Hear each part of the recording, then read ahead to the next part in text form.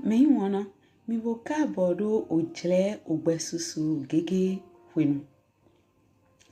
To kan heji mi na tindo droje gbonjo mi on Kristi Jesu tondali nando no lawen dagbe podo nando ma ho me jrado ho.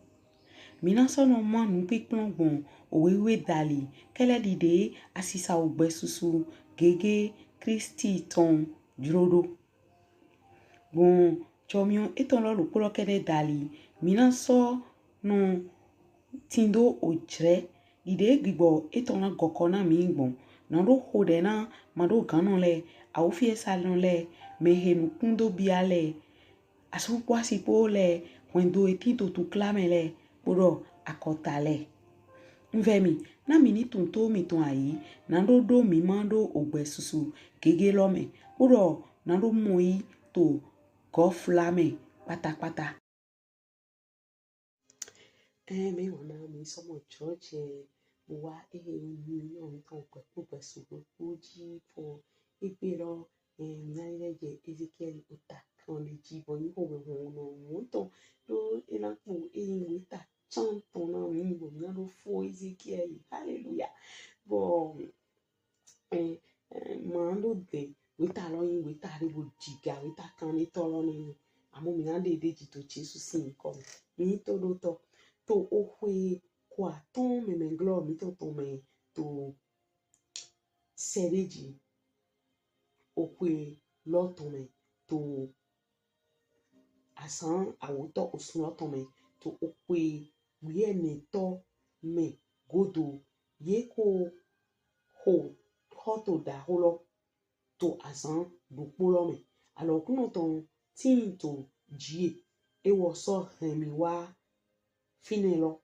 to mi mo jiwe we ton le me we hemi wa bio aigba Israeli to me bozemi dai do ose yaga tlala deji reji tindi dido to daho deton to okuwaji e wo so hemi wa finelo bo da yego dawe de tin fini awuso hia mereton tin taidi awuso hia okan ve ton po okan azo ton de po to alo eton me po ofanu jrenu ton de po e wo so shite to hongbolo me dawe lo so do hlan mi do isunu gbeto ton yin nukun to we le do pon bo so yi ototoe le do se bo so ze aihatoe do ehe nyina do hia we le pogu na hlan aipangu na nyemido yi ye hia hlan we yedo hlan hie wa fi lelo la ehehie le po hlan okwe Israelito boda yego ado de tin to ada konu oholoton go ledo pe podo to alo dawe loton me ofanu jlenu awangba shiropo nanote awangba dopo podo alo pa ome gbigbo dopo gbiglo dopo po na dopo mowe ewo jle otitli dido lo ton ofan dopo po oji lopo ofan dopo nínú ewo waje ngbo pon han wiseten ton kon boso he againu eton le ji ebo so jle tonu ngboji lo ton ofan dopo gbiglo yero tonu awito ofan dopo gbiglo podo abo ogan we ton dopo yin ofan dopo se didi po ofan dopo gbiglo po podo foto lo to ocheten le shenshi yin awagba aton gbọ́dọ̀ hontonu hongbo ji loton to awa hongbo ji loton dali han oho lo dali ni ofan dopo eso jle awa hongbo ji loton ga han oho lo dali ofan dopo nínú eso jle awa hongbo ji loton awa gba shanton gbọ́dọ̀ ohonte eton le awa gba awe gbọ́dọ̀ awe hongbo ji loton ti han oho lo dali gbọ́dọ̀ ojeten hongbo ji loton le han wezeten dali ni aton to ada heji gbọ́dọ̀ aton to adaniji ye aton le ni ojle dopono ton gbọ́dọ̀ ohonte le lotindo ojle dopono to ada hetin gbọ́dọ̀ to adaniji ewoso jle gbigbo hongbo lo tonton awagba awo gbọ́dọ̀ aga hongbo loton awagba wiaton gbọ́dọ̀ agboji de to ocheten le nonukon awagba dopo to ada heji gbọ́dọ̀ aboji de awagba dopo to adaniji eso jle hongbo ji loson ohota ocheten dopo po ojeten ton je ohota aweton oglo awagba kwa tonton ohun panukon ohun ebasi ohonte lega awagba kande ko gbọ́dọ̀ otogun leso je ojeten lokun hongbo lotin ledo pe gbọ́dọ̀ sun nukun hongbo loton ton to bio okwe pe je nukun awanu hongbo honmenukon ton ji ni awagba kande awo ofesi susu so tin fini hlan ojeten le lo gbọ́dọ̀ je ohonte yeton le kon to hongbo lo home ledo pe gbọ́dọ̀ moropone je hontonu nuhamede lekon gbọ́dọ̀ ofesi le tin to home ledo pe gbọ́dọ̀ o tetin le tin to ohonte podo dopoji nínú eso hemi wabio otogun bonu tome bopon abuele tin fini po abatite de po yebasi na otogun lo ledo pe abo ogbon weto agbatite loji gbọ́dọ̀ agbatite lo tin to awa hongbo le ton jijro ote hongbo le loton ji yiro agbatite odoton nínú ejle ogblo lo sun nukon hongbo odoton je nukon otogun home ton to bonu awagba kanwe ko to wezeten ji gbọ́dọ̀ to akewaji gbọ́dọ̀ hongbo otogun gbonu ton fíìmù níjẹ eheton tin han akewaji tali esojle ote eton po blo eton po ocheten eton lẹ́yìn aton to adareji poro aton to adaneji poro ohunte eton le po hontonu honto nu hamede eton le po tin di ojre hongbo titanton ote eton yin awagba kande awo poro oglo awagba oaton poro ofe se eton le po hontonu ha poro hontonu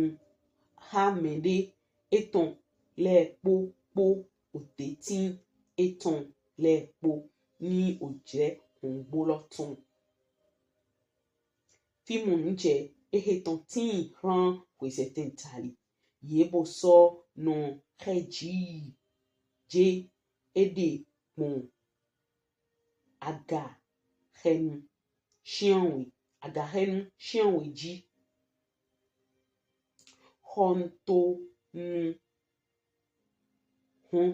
honto nu hamede eton le so tin to yenukon hongboji de so tin fine han o togun ho meton taga panukon hongbo aweto awele to akewaji poro to wehoji esojle son hongboji je hongboji awagba kanweko eso panmi je waji tali buta yego hongbo de to waji tali esojle ohunte eton le po hontonu ha deme eton le po keledi ojre hele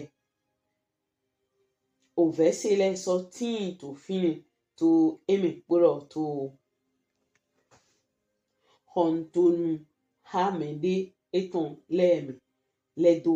pe taidi ovese hele oteyin awagba kande awo poro o plo lo awagba koaton agahenu shianwe tin fine nando heji je ekon hontonu hamede eton le so tin to yenukon ye so tin to otetin le o de to adaheji aweto to adaneji to ohunte eton leji hongbo ji de so tin je otogun home ton han waji tali ewo sojle son hongboji je hongboji han waji tali awagba kan weko wenenu ewo so hemi waje otogun home ton me to waji hongboji tali eso ji waji hongboji lo keleji ojle hele poro ojeten eton le po ohunte eton le po keledi ojre hele ovesese le so tin fine to eme po hontonu daho deme eton le po ledope eyin awagba kande awo tedidi poro awagba koaton gbiglo hontonu hamede le so tin fine ledo awagba koaton taidi tedidi poro awagba aton gbiglo Hontonu hamede eton le tin hlan otogun bonu ton tali. Odetin le sotin to ohonte eton le chi oro jei aga hlan ede tindo aga yinu shanton. Eso hemi wa bio otogun home ton me hlan wezetentali. Eso jle hongboji lo keledi ojle hele oro ocheten eton le po honte eton le po ohontonu hamede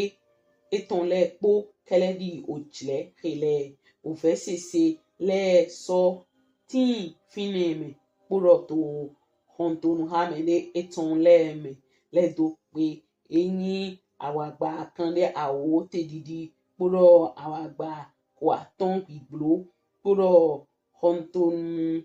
hamede me eton le tin han otogun bonu ton tali. Odetin le so tin to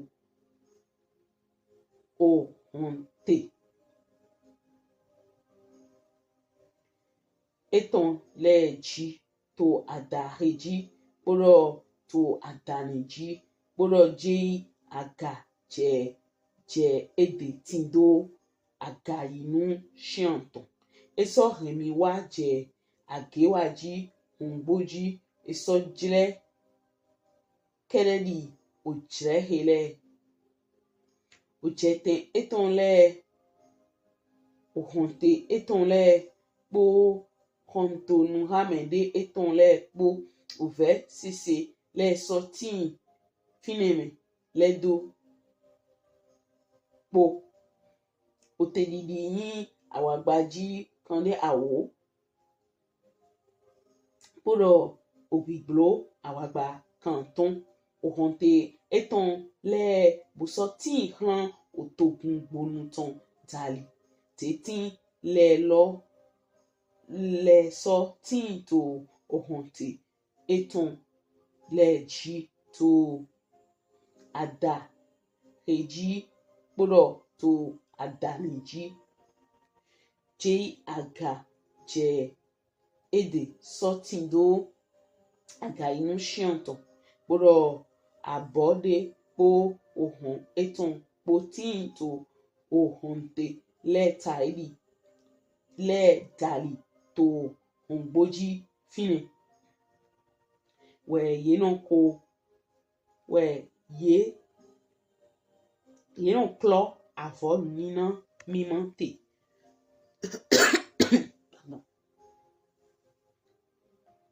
oro to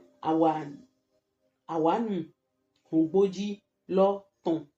dali we tavo awe te to adaheji oro awe to adaniji nandono hu avon nina mima le po avon nina nyando ton oro avon nina hwenyra ton po to fineji oro to ada lopo ji to bonu to aila biblo ton le kon hlan akewaji dali we tavo awete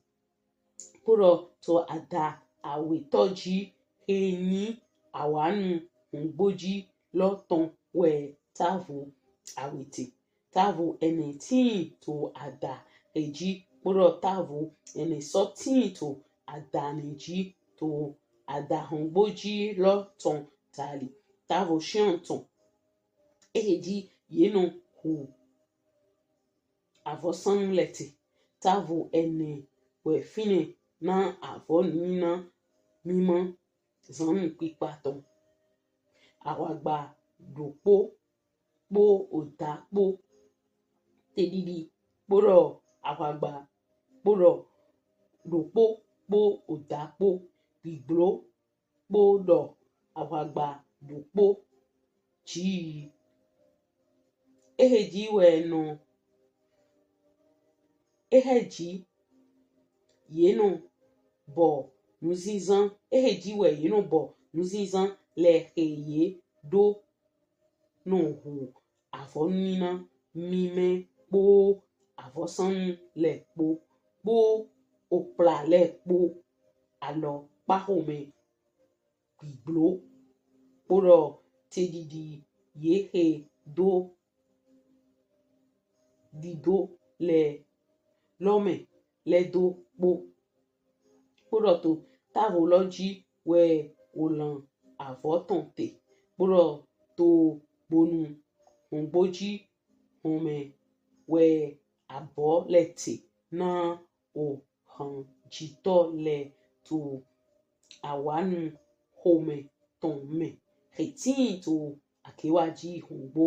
lo ton me poro fi munuje eton tin han huwaji tali poro to ada huizehwe hongbo tali hetin do fi munuje han akewaji tali ewo sodo han mi domo abohe fi munuje eheton tin han huwaji tali tin na we yewe no le pípín àṣẹ oholoton go to oholoton le ton oholoton go te le ton poro abo fi munuje eheton tin han akewaji tali tin na we yewe no le pípín àṣẹ aba loton go to ton leton ehelewe fisunu zadoki ton le yesepo je okruno de son fisunu levi ton le shenchen nando wa division han ewo boso je awanu lo awagba kan eko tedidi poro awagba kan eko gbiglo adane sonsin agba lo boso tin to oho lonuko wenenu ehemi je awanu oholoton boso jle ohonte poro awanu loton awagba aton to ada heji poro awagba aton to adaneji poro oglo ngbo ji loton tin awagba aton to adaheji poro awagba aton to adaneji ote awanu loton yin awagba oko poro oglo awagba widokpo yiro bon againu le dali yedo no heji je ekon odo tin le so tin fine to ohonte le dali dokpo to adaheji poro aweto to adaneji nishe bo mi cheju ko elawe do hia hallelujah bo mando doho supo minamoro ye jire ehenyi o note vuvu allo o note menado vuvu aton edohia Ezekiel pẹ̀lú etinto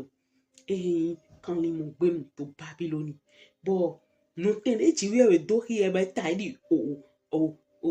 ngbigba po nu jijile ton lepo di dekele di mo jeme de mo yison agbigbo kun ton si hemi nu do mo lo ehenyi o zeda yi ayi honton teme vovo aton de jiwe do na peto le po papata to ayi gbaji zeda yi teme aton hejewe do titan ni bibasito ehenyi Adamu o Noah enoki lesin wenu bo ye mo George ni bo tinjiwe we mu Jesu mo wa so mu shiba ye mo jiwe we mi na mo lo njire nu ni le ye jire bodo chopo bo ni eze o yin chopo edo hia de hia mu betoto bo to jele le me ko tobo de mo to se ko tobo mi ule ton yin Adam yin Enoki yin Noah le ye tinjiwe we mu ye tinjiwe mu na ide mo jiwe so do ide hia yi bo to ayi ho ni lo me gbeji zon li lo me ye na yi bra he you he to o pipe me e ba yi chan si hia don nítorí ni mi kun hia don lo le do gbigbo me we do hia te jiwe we no do ho bon alo pari po bon nu kun mi tole ko pon mi lo mo wewe o so no tun mo na ide bon ni mi kun ganji mi do kun mi na mo ye do hon to gbo bon ni lo mo mi wa yan le nu yo mi kun mi na frin yo Jesu Kristi o no yo le do hon to gbo de emi ro le wa hon to gbo de me de gbon hon to gbo mi ton mo bi o me ne mo kun gan me ka gbon flechen le lo ye to bon ni mi kun mi na mo lo ye do yin o aho ni fleche ye ma yo do fleche pepe amu ni ko de iro do lo ne mo di proti na so do ran mi bo ye na yin ko de go e do ya aho fi gbe to ngan de ko pongun bo ni kun to je ho ne le me ye mo pe to teme le bo e de ko pon ni mi ya o tan ho le to Genesis me to gbeji zon li no aton me we ne o gbeji zon li ati o Abraham le Jacob le we ne Jacob no o yon eton de menele ye yun ma o bonde ye yun ma o gun alo pari ente yin lo flechin we ipun han bo me dia ro na wa gun orun aho hia do pro le we gbigbo kun ton kun chejeji bo ni mi abio yin o note he hunje gbangba bo irodo wo to akewaji mi na mo do hopla oyin alenu jire alenu hohoto bodo alenu yopo bo jire alenu yonto emo ko aho emo ko fo ntoli mo bi okigome wenu emi na bi okigome ena taidi nu to fifo shiba ena sogbe poto nkon yi ntoli wenu emi na bi okigome mi sogbe do eyin okwe fo elan amilan we no do ayi Milan bunavo abai to ayi gbaji fi bo o jire ni lo we Ezekiel mun kun jego emi kun bele tonson eyin afo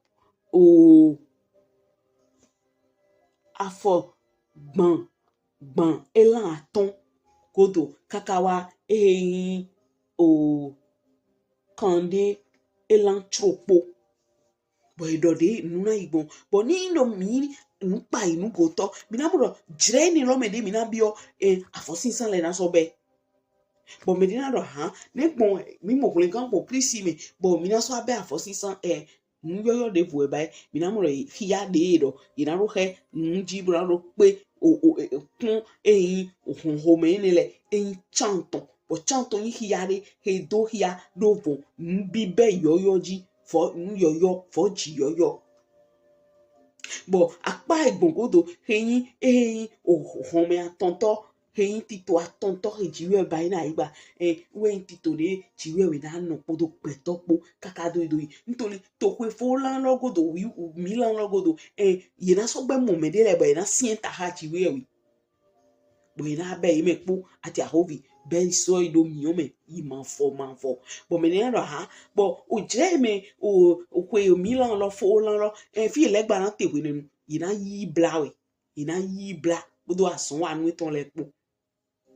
to okwe fo lan godo we ni jiwe we na tin podo petopo bo peto no so tin po jiwe opo kaka ma fo oku ma so timba aso ma timba ahun ma timba o je ni lo me we ina azedo mi o ma fo me bo na fo chio he man kuto krisi mele he ma mo kun gan le na ro ta we na yi me mo jo mi oyi bo idagbe eton kun to ni kan mu kan nǹkan suwe aya gbon alo pari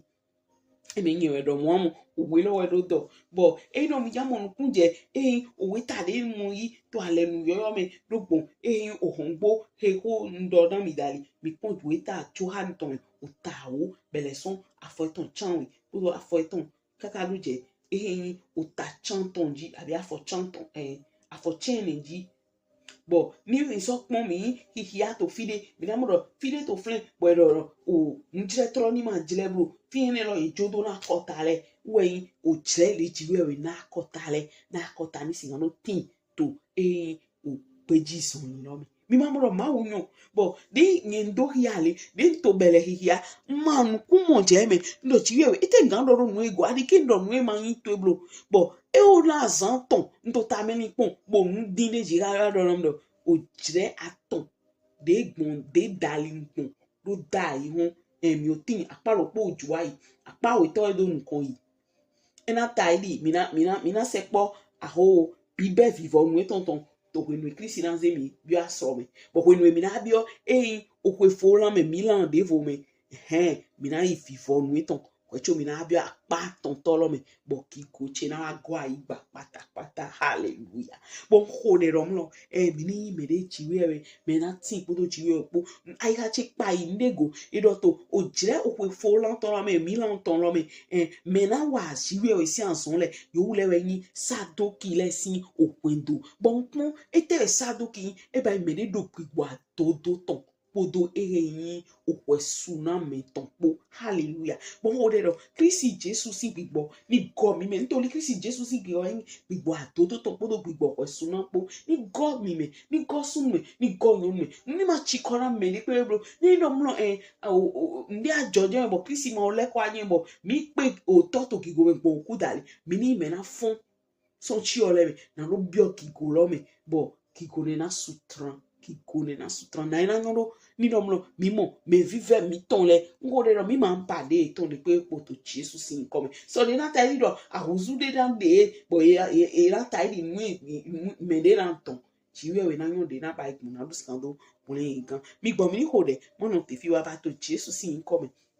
mi ma gbeton esi so to do ndo we na jo mi o he anami na do den to tindi bo to ndi gwenji bo to le pon awa do hi ami bo ti me na mi ki go ki pa na yin ko to Jesus to ji aga to Jesus sin come baba n ho de do me le pepe de na je iwe ta hiloji mo devo je we na yin mo je me ni ma so na me mo ko le osu mo je me he je ha na ndo si gan do mo hese to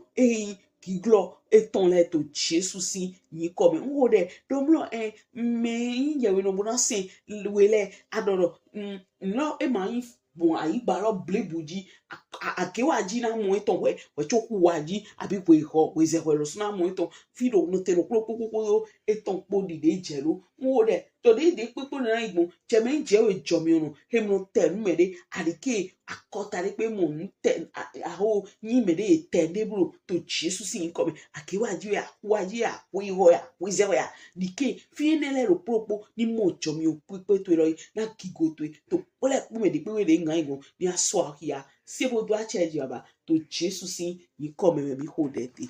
ni she me wana ndo mi to Kristi Jesu me mi ndo che we ndo kun na to Kristi Jesu ton eso yo we de vunto ni ma mi ton o pepo peso go po me era bo